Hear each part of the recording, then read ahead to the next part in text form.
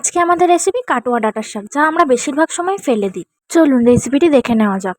এই যে কাটোয়া ডাঁটার শাকগুলো বেছে নিয়েছি, ভালো করে বেছে কেটে নেব।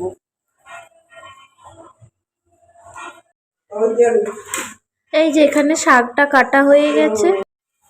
4-5টা রসুন একটু থেতো করে নিয়েছি এবং 2টো কাঁচা লঙ্কা থেতো করে নিয়েছি শিলনোড়াতে। আর এদিকে কালো জিরে নিয়ে নিয়েছি। পরিমাণ মতো সর্ষের তেল দিয়ে দিলাম।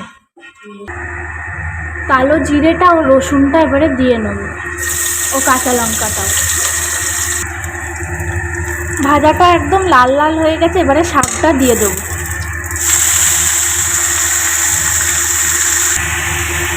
একটু হলুদ দিয়ে নিলাম, আন্দাজ মতো নুন দিয়ে নিচ্ছি এবং 1 চিমটি চিনি দিয়ে নিচ্ছি।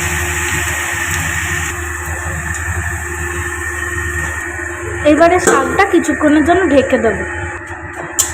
ঢাকনাটা খুলে নিলাম, এবারে নেড়ে নিচ্ছি।